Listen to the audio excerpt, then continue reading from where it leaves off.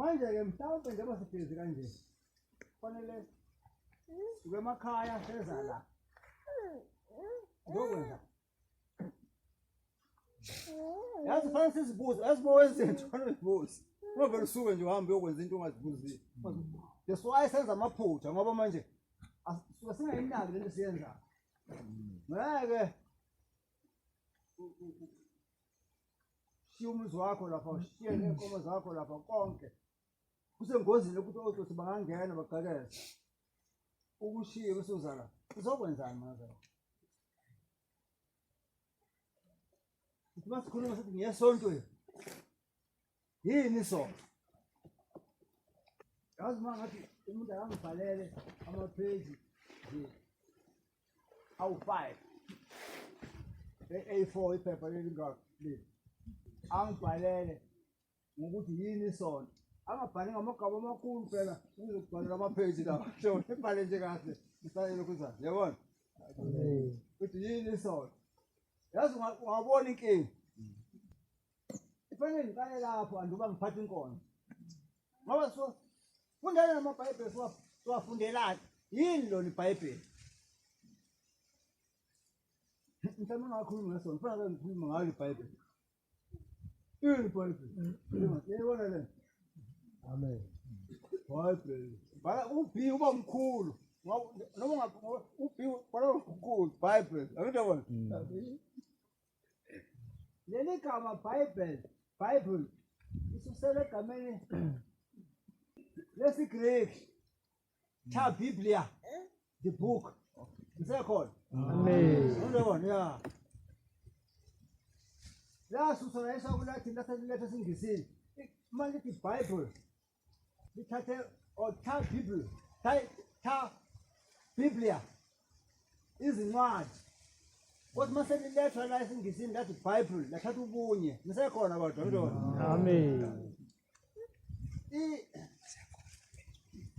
Nakuba kuyincwadi iBhayibheli kodwa iqukethe ini izincwadi sekhona ngidona. iBhayibheli liphethe izinto ezintathu. 1 liphethe ini ukwembulelwa lokuthiwa yini i-revelation. Angiyabona. U2 liphethe lokuthiwa ugold. Yabona umfundi iBhayibheli khona igama eziletha kumuntu. Nisekhona kodwa. Revelation. Angiyabona ya. U3 lilethe ini umthetho, authority. Intathu. Ngeke ngene esontweni. Angimanje ngilethe iBhayibheli. Ukukhuluma ngesonto. Ngoba iBhayibheli liyini umqulu wamaKristu ichurch. Kodwa ushembe walamukela, wala-adopt. Usekhona. Amen. Ngoba nakumthethosisekelo wesonto, ushembe lo mthethosisekelo wabhalwa ngo-1959. Uthi umthethosisekelo inhloso yesonto lamaNazaretha ukubhebhethekisa ivangeli lenkosi uKristu njengoba kubhaliwe embhalweni. Kungenzeka ungayizwa kahle lento. Angiyabona ya. Kubhalwe kushicilelwe kumthethosisekelo wesonto. Ngoba phela uma singakhulumanga ngenkosi uKristu sizoba nobunzima ukukhuluma ngoshembe. Nisangizwa kodwa. Amen. Uthi uKristu uzofika kubaba ngentelelo umthokozi thina sesigabeni sesithathu maNazaretha. Sikamoya.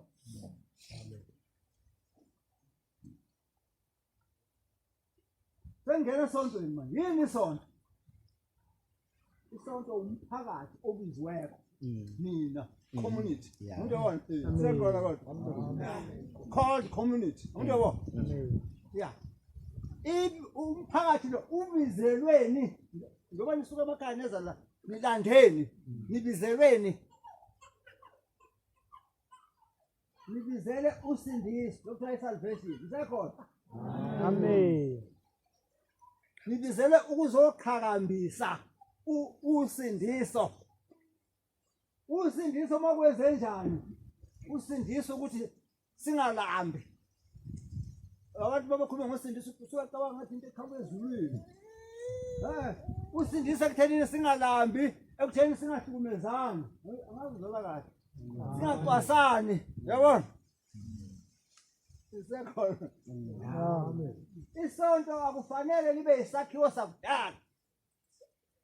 Kufanele lihambisane nendlela yokuphila manje. Mase kumangile apply isonto angizwala kahle isekhona. Amen. Yazi umthetho wakhona. Masikhuluma ngenkonzo. Okuqukethwe lokho sengikwethulile la. Noma sengavele ngivale. Bese ngithi abantu bawuhlaziya lento la. Yeah. Phele. Angibona? Amen. Amen. Ngoba sekufana manje ngenza ukuthi uku-unpack ikozule manje lento angisho lokwazi ukusho le misho le ngiphuma inkonzo ngisakhuluma ngesonto manje kufanele manje ingqikithi yenkonzo yami izoba ukuthi ushembe yini le ayethunywe ukuthi azoyenza hey ngisekhona kodwa ushembe ubethunywe ukuthi uthunywe ukuthi azokwenzani nabe nalizwa igama kuthiwa imission niyalazi ya negama elithi ivangeli niyalazi Amen. manje lamagama amabili lawo ngikwazi ukukhuluma ukuthi ushembe bethunyweni mangazange ngiqale ngichaze lamagama amabili ngisekhona esontweni Amen. mission abangitheni ayazi mission isho ukuthini wena kuthiwa imission yabona abantu bavama ukuthi bathi hey ebuhleni mission yamanazareth angithi manje leli gama mission liyahlupha ngoba liyanisebenzela liwumfakele sizulwini yenisekhona Amen. yabo ligama lesilathini laba abadala abenza history ngakhuluma la ngelinye ilanga ngathi kwakukhona abantu okuthiwa ama-missionaries angithi abafika ngo-1652 angithi eCape hayi bebethi ama-missionaries babenemission futhi inhloso zabo zaziziningi zisekhona ngezinyayizo mission inhloso zabo zaziziningi kodwa eyodwa lezo nhloso kwakuyini ivangeli hayi madoda yabona nize kahle le Amen. yebo ngithe ngifuna ukuchaza lamagama amabili ake ngifundele incwadi uMathewu 10 amavesi 7-8 ngikuchaza lo mission Uma ngisahamba ya manje sahamba shumayelani nithi yabo Yeah. ivangeli ufuna ukuhlukanisa qhubeka ya lewo zolandela manje akuselona ivangeli lamagama amabili ngizongilini lamagama amabili la umission novangeli ahlobene kodwa washo into eyodwa qhubeka umbuso wezulu usondele. Philisani abagulayo. selona ivangeli philisani nyangiza washo Amen. qhubeka ya Nivuse abafileyo. yebo akuselona ivangeli enye into Nihlanze amalephero. qhubeka Nikhiphe amadimoni. yebo Namkelise ngesihle. yebo Yiphani ngesihle. amen yabo ngithela amagama amabili ahlobene kodwa washo into eyodwa ivangeli lincike kuphela kwenze njani ekushumayeleni nangizwa kodwa Amen. igama elithi ukuvangela iqhamuka egameni lesiGreek hey manje yabona la lungifakela evangel isiGreek isho ukuthi indaba ezinjani tshela indaba ezinjani ezimnandi hey ngizwa kahle nto wona yikho ngesingisa kudala kwakuthiwa good spell yikho kuthiwa gospel isekhona kodwa Amen. madoda lo gospel ivangeli indaba ezimnandi uyabona ke manje lo umbiko lo ofanele ukutshela abantu kufanele ube njani ube mnandi yabona yabona akuwena nje miningi imbiko ongayenza kodwa kufanele lo mbiko ube njani ube mnandi indaba ezimnandi izazi zasho Yeah. zilethi indaba angizwela kahle lezo ndaba lezo ezimnandi zokuzalwa kwenkosi niyangizwa kodwa nto yabona ya good news Yeah. gospel. Undabona? Sesingangena ke manje enkonzweni. Asikhulume ke manje ngenhloso yokuthunywa kwenkosi ukuthunywa kwaShembe. Sithi ulandeli. Number 1 uMateyu 11 verse 4 and 5. uJesu waphendula wathi kubo, hambani niye nimlandise uJohane lokho enikuzwayo nenikubonayo. Le ncwadi lesachaza leya sihambisana naleya kulungile siqhubeka nayo. Ifakazela lesi ifunde eqaleni ukuthi yini imishini ifunde. Ukuthi impumputhe ziyabona. Yes, impumputhe ziyabona. Inyonga ziyahamba. Yabo. Amalephero ayahlanzwa. Yebo. Ithulu ziyezwa. Yebo. Abafileyo bayavuka. Good. Abampofu bayashunyayezwa ivangeli. Yabona le verse iqukethe zombili lezi. Ukhona le nto le broad. Angiyabona leya. Bese bakhona le abampofu. Kunabantu abathile ngaze ngiyabona. Ashinyayezwa. Hey madoda. Yeah. Ngifuna indawo yana ukuthi uthande ulandeli. Beka uNluka uvele 19 verse 10. Indodana yomuntu ize ukufuna nokusindisa okulahlekileyo. Yakho-ke 9 inhloso.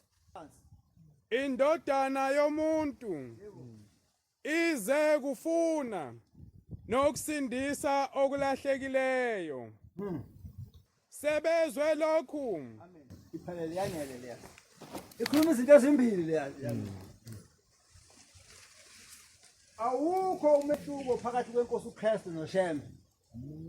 Amen. Ngisekhona kodwa. Amen. Kodwa ukuthi uShembe into eqhubekayo. Ngisekhona kodwa. uShembe weza ukuzoveza uNkulunkulu. Ayiphinde futhi yona leyo ncwadi le. Ubeze ukuzokwenza njani? Ukuzoveza uNkulunkulu. Nizwile kodwa le ncwadi. Amen. Yayifunde iphinde kahle. Indodana yomuntu ize kufuna nokusindisa okulahlekileyo. Nayo inhloso. uShembe ke uze ukuzoveza njengoba uzoveza uNkulunkulu angithi. Amen. Number 1 lo. Kubili le ncwadi le isho lokhu kulandela. Futhi uShembe uzoba uMesaya, umsindisi, umkhululi. Ngisekhona ngithi. Amen. Amen. Phela njengoba hamba efuna lezi elahlekile. Funa abasindisi. Ngisekhona kodwa. Bakhululwe eBuhleni eGibhithe. Ngiyabona. Bathi uyiredeemer. Ngiyabona. Manje ke awufundele futhi enye incwadi. uJohane 10 verse 30. Thina nobaba simunye. Uze uShembe kuzoveza uNkulunkulu. Ngisekhona ngiyabona. Khona lokhu ukuthi yena noNkulunkulu bamunye. Kusho ukuthi uma ubona uShembe ubona uNkulunkulu ngisekhona kodwa. Amen. Amen. Kubeka. uJohane 14 verse 10. Awukholwa ukuba ngiubaba. Nobaba ukimi na. Amen. Amen. Iphelele wena ncwadi i10 iphinde ithi. Kusho ukuthi ngamanye amazwi masibona ukubona uShembe sibona ubani uNkulunkulu. Kusho ukuthi uShembe weza ukuthi masibona yena sibona uNkulunkulu. Sekhona. Amen. Ngisho noMoses uNkulunkulu wamenza waba uNkulunkulu. Sekhona. Manje ke uma uShembe eze la ukuthi azosikhulula. Zisihlanu izinto ezizuzwa abantu abakhululiwe.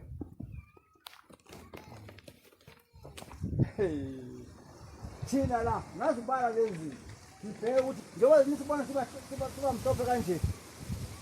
Sibuya kude nazareth. Amen. Abantu abakhululiwe bayafinyeleliswa lapha baphokophele khona ukuthiwa i-deliverance. Nisekhona. Amen. U1 lo. U2 bayathethelelwa. Phela uma umuntu azakhulula umuntu wenziwa njani? Kala thethelela ngithi. Amen. abantu abakhululiwe baba nani nobunye nisekhona kodwa Amen. ngoba uma kusho umuntu lapha ngeke abantu abakhululiwe baba nani nolwazi knowledge abasekho kumnyameni umuntu yabona number 5 abantu abakhululiwe bayamukeliswa yabona umuntu ozokwamkeliswa ubekelwe abazali bakho hayi umuntu nisekhona kodwa Amen. Njengoba sihlezi kanje sibona simhlophe kanje wadaleka indleko bengizonifundela incwadi eyabhalwa inkosi uNyazi eBloemfontein kathi phese iziqu zobudokotela yamukela iziqu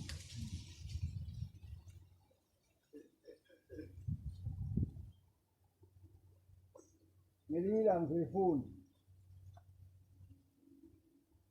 kodwa ngifisa ukukhuluma ngobuNkulunkulu benkosi uNyazi nisekhona kodwa konje ukhona uprofessor uJabulani Maphalala okwathi wenza inkulumo emva kokuthi eyiphawulela nje ngaphandle emva kokuthi inkosi iphethwe iziqu lezobudokotela ekhuluma ngeqhaza elibanjwe inkosi uNyazi ngenkathi kunalombango lo ngentaba inhlangakazi esesuka sesungula le ndawo le iKhanani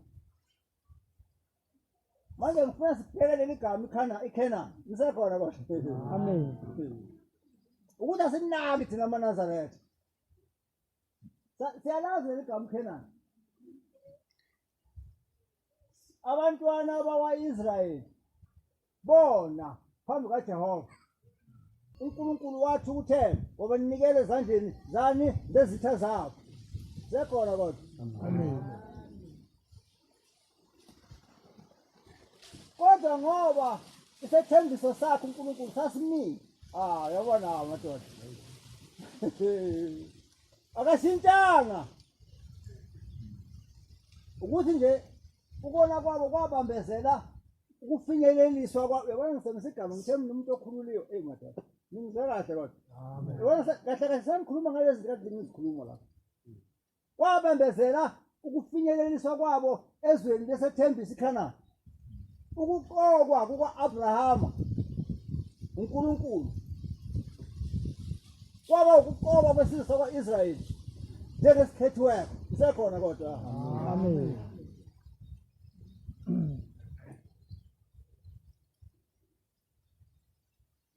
manje inkosi uNyazi ithe masithatha abantwana amaNazaretha ibasusa emsindweni wasenhlangakazi ibasa eKhanani efika athi indawo liya kuseKhanani Amen.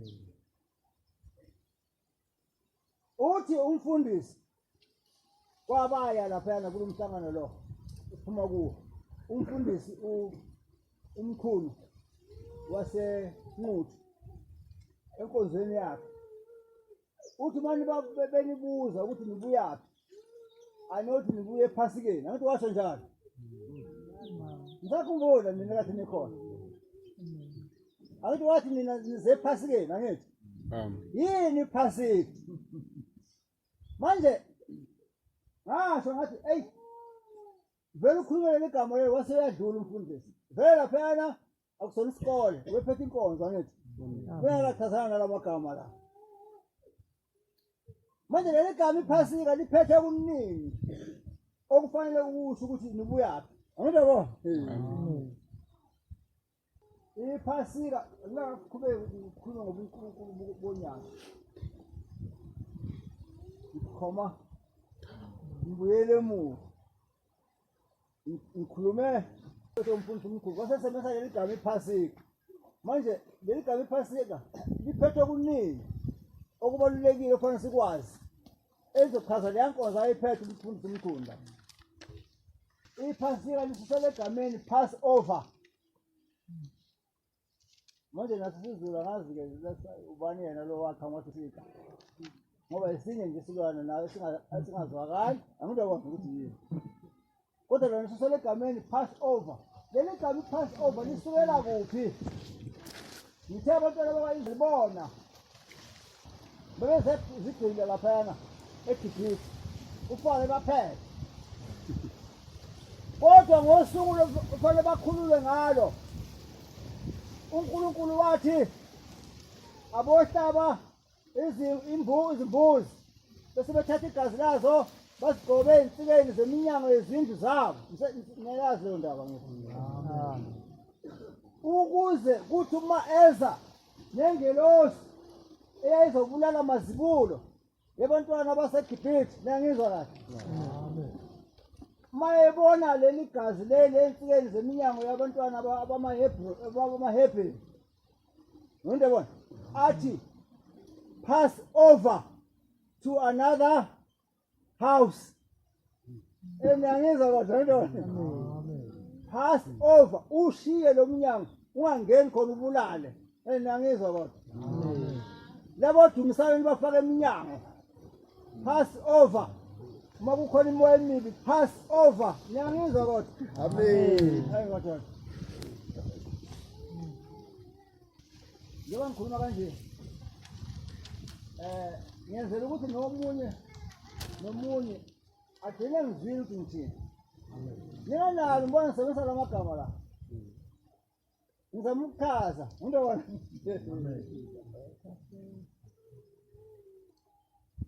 ukhona abanye enibathumele ekoleni yobona ngithi kuphatha ngifaka la maganyana lawo ngindobona kubo into enkulu bazoyisebenzisa ngendlela efanele yadlula manje ushembe uthi liyandawo liya ngicale ngimkhulu mfundisi uthi uma abantu benibuza ngiyapha nokuthi kuye ePhasikeni manje senizwile iPhasika ukuthi yini ngiyabona manje lolu suku lolu lePhasika le pass over manizwa kuthiwa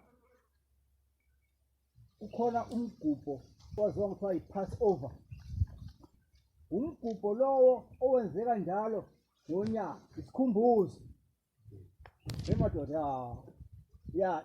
samaJuda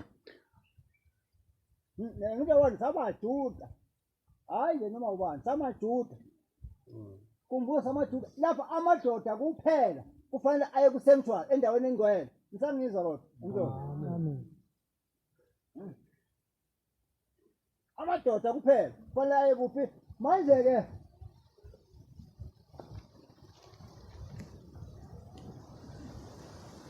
manje amaNazaretha angena kuphi ePhasikeni ngoba phela lapha makhuluma ngeKhanani noma intangakazi kuya obaba nomama ngithi yabona ngithe amaJuda yiwo agubha lePhasika amaKrestu agubha i-Easter ngiyangizwa kodwa ngidona ya amen sibile lento la ngidona manje amaNazaretha ke thina siwona amaJuda asiwona amaKrestu kahle alikho isonto kuthiwa ubuKrestu isekhona kodwa uKrestu akazange athi mayisungula ibandla wathi leli ibandla lamaKrestu igama elithi amaKrestu babegcona abapostoli le e-Antioch angizobona bebezima bethandaza bethi in the name of Lord Christ kodwa hayi laba bamaKrestu niyangizwa kodwa bebagcona njengoba nathi abantu bathi laba bakwaShembe alikho isonto uShembe athi aShembe ngisekhona kodwa amen igama leli isonto leli uShembe wathi ibandla lamaNazaretha amen ngisekhona kodwa amen kodwa ngenxa yokuthi kwakufuneka ukubona lokhu kuthiwa i-Christian name leli gama lesingisi ngoba bengakwazi ukubiza amagama ethu esizweni niyangizwa kodwa base belitonika njengabuhlungu bathi Church of Nazareth ngiyabona yafika inyanga yezulu yathi Nazareth Baptist Church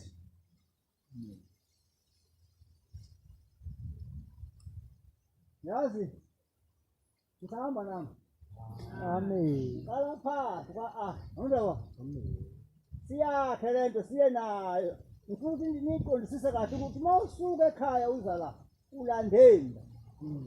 Umuntu mayezophenduka ngakho sigaba ukuphenduka conversion. Yini ukuphenduka? Sewa tata. Ngikhona kodwa. Amen. Ngikolele. Khona ngifika ngathi khona ingane zesikole la. Bantwana besikole ngihlala la ngiyanangisa. Yayani lo umfundela nina bethu. Ukuphenduka. Uthi yini ukuphenduka? Lokuthiwa i-conversion. Bathi ukuthi i-conversion ukhuluma ngendlela abayifundisa ngayo esikoleni. Bathi i-conversion is the deliberate rejection of one's value system in favor of another willingly.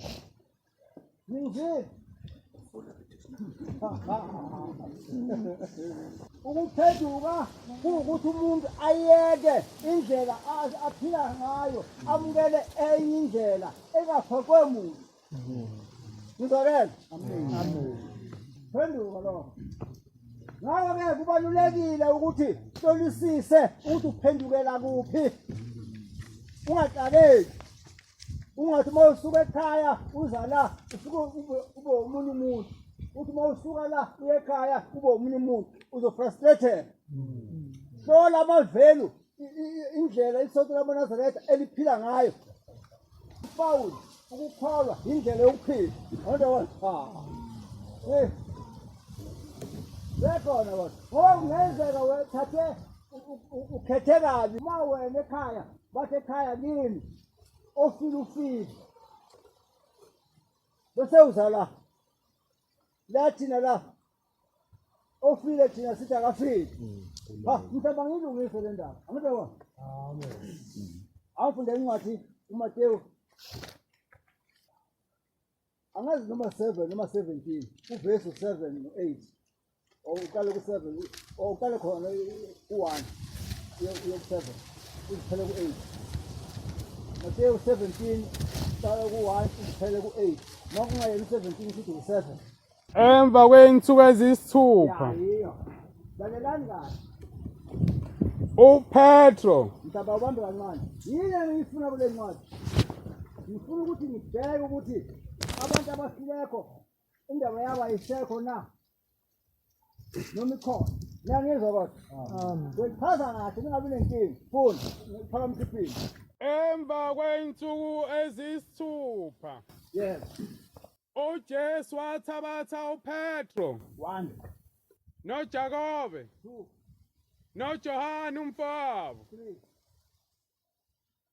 wakhuphukela nabo entabeni ende bebodwa.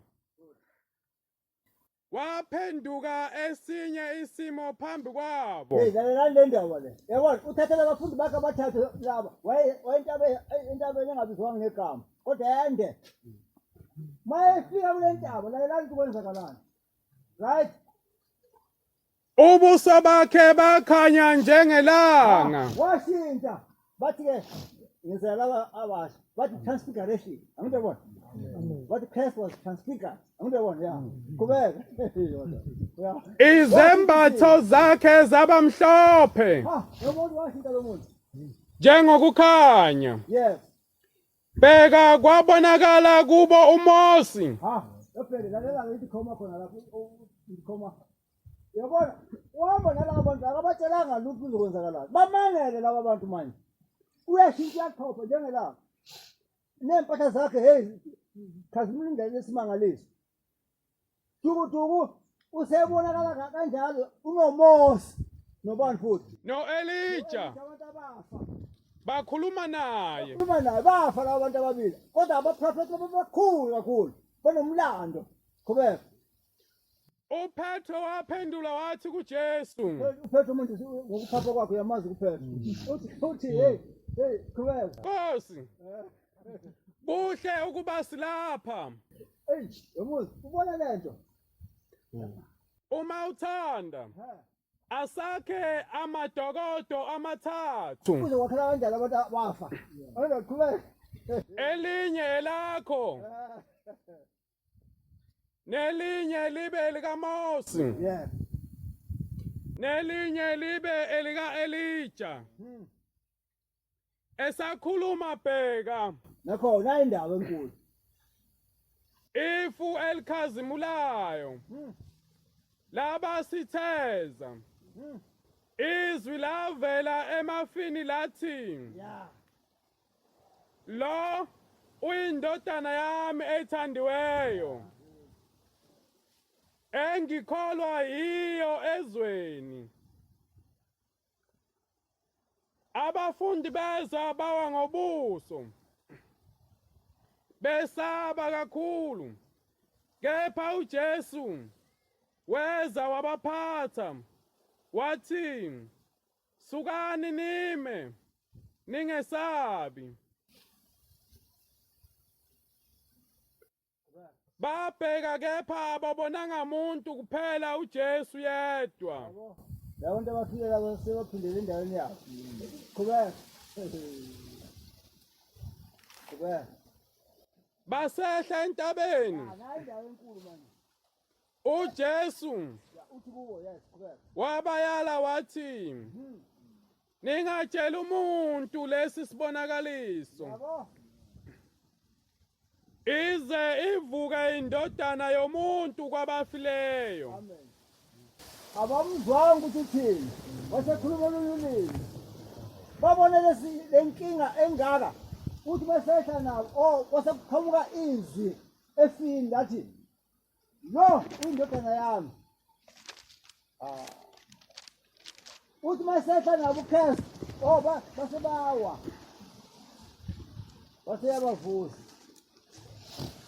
sebehla kule ntaba uzothola abanye abafundi laphaya nesikhungu sabantu laphaya uthi ukhesi hey uma nifika lapha ningabatsheli ukuthi niboneni indodana yomuntu izivuka abamzwanga manje-ke ngikhuluma ngalesi gameko kusho ukuthini ukuthi ukhesi angithi khoma nabona abakhoma sengibafakile mangani ngifuna ukukhuluma ngalezi zigaba eziwu-5 masikhuluma ngebhangeli seniyayazi ibhangeli mangithi ngichazisa Five.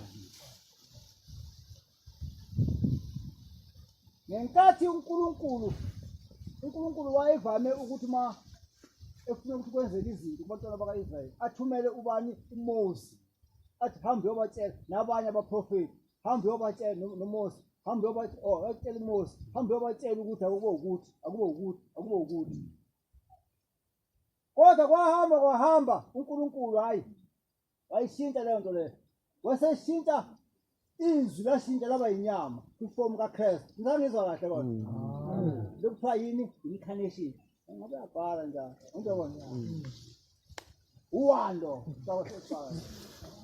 manje uNkulunkulu sefuna ukukhombisa ngithemba imishando wenza la uzoveza uNkulunkulu uzoprove ukuthi uNkulunkulu usenyameni manje ngiyangizwa kodwa yabona manje sengiyangipheka ngiyabona ngingizwa kahle kodwa Amen. yazi khona ngizobasiza ngasinake ngibuyele emuva ngizobona ayine kahle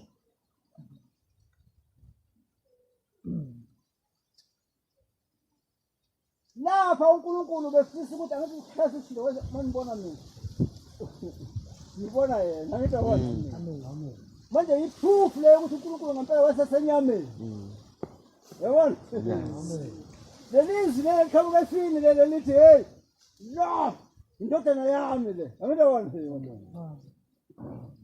ubengafuni ukuthi azisho uKristu thathe labo wahamba nabo ngoba wazi kahle ukuthi vele insuku zakhe azisekho bazosala laba bavutha amalangabi ngento abayibonile angidabona amen siyakhohlwa ukuthi bona labafundi bakhe laba babelwa bebanga uthi ubani omkhulu njengoba nathi sisalwa namanje la enkulu ukube siyazi ngekhona kodwa manje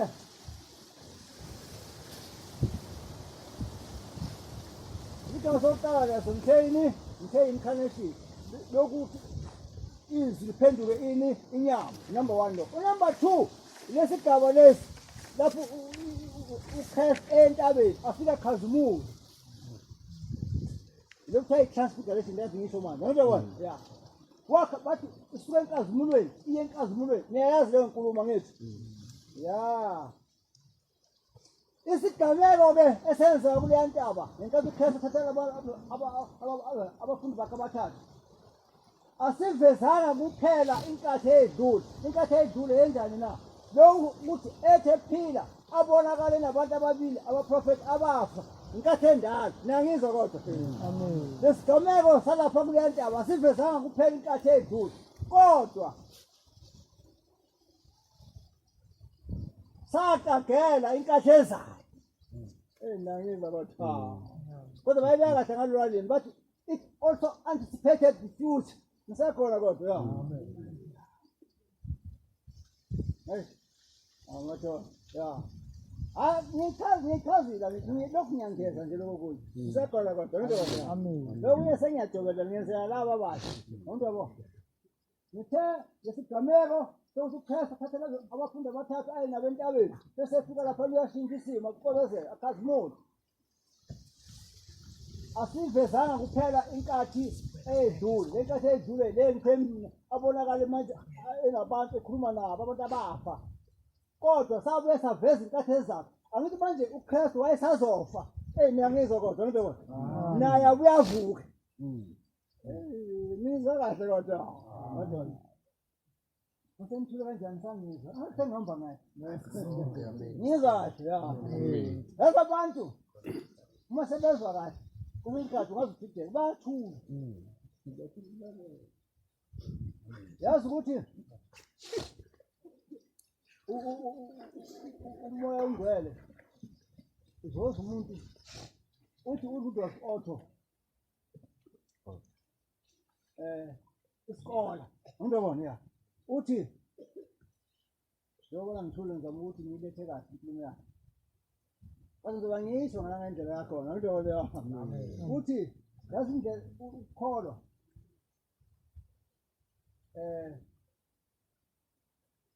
kuyindida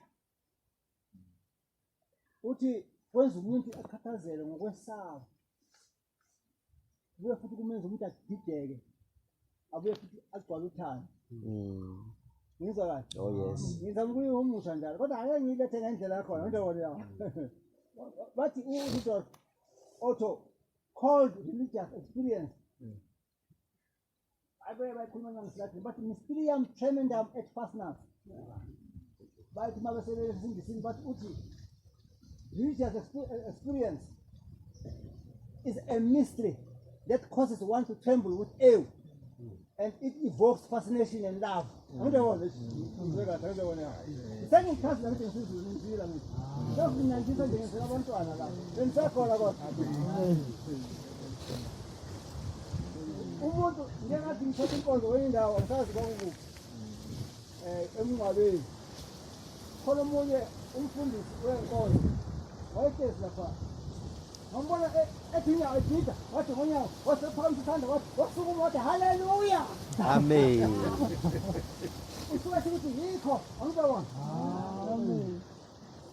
Manje ke izinto ezenzeka ekukholweni zenza umuntu umbone ngathi yahlala angibona. Manje ke sengisikhulumile lesikuqobezela ngithe sengisikhazisa ukukhazimula wenkosi uChrist sengiyadlula kuzo. Unumber 3 bese kuba lesi lokuthiwa i-crucifixion ukubulawa ngesihluku kwenkosi uChrist angibona. Second. Unumber 4 lokuthiwa i-resurrection ukuvuka kwenkosi uChrist. Bese unumber 5 kube lokuthiwa i-ascension ukunyuka kwakhe.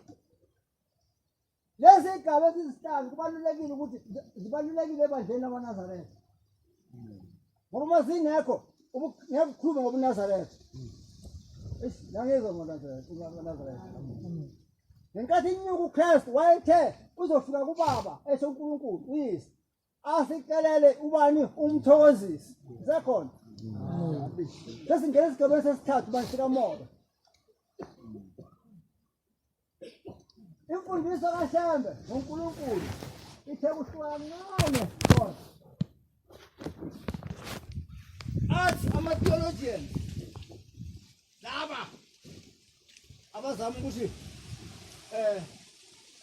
basitshele ngemfundiso kaNkulunkulu. Ngiyangizwa kodwa ngitho. Bathi uNkulunkulu iziqu zintathu. Bathi lezi ziqu lezi ziyalingana. Kodwa uShembe umntwana wendlela wathi angeke kwenzeke indodana ilingana noyise. Nisangizwa kodwa. And wafakazelwa uye uKristu uqobo. Bambuza abantu. Bathi ngoba uthi uzobuya ihlanje lesibili uzobuya nini? Wathi kubo amukho waziko ngubaphela ukube iziqu ezintathu zazo zilingana wayezokwazi. Nisekhona kodwa. Manje kushuthi imfundiso kaShembe uNkulunkulu qondile. Ngiyabona. Bahlola isitatimende sikaShembe cabanga ukuthi akathandi inkosi uKristu. Hayi. Ngekho lapho nje lokukhuluma kuyikho. Ngiyabona. Kodwa ekugcineni mabehlaziya bathola ukuthi hayi imfundiso kaShembe iqondile. Ngoba kayena uKristu washo. Mabethi hayi manje uzobuya nemhlanje lesibili. Wathi amukho waziko ngubaba kuphela. Manje mazilingana leziqu ube wakufanele abe nalo ulwazi. Ngoba uze la ethunyiwe. Kodwa khona ukuthitha khona.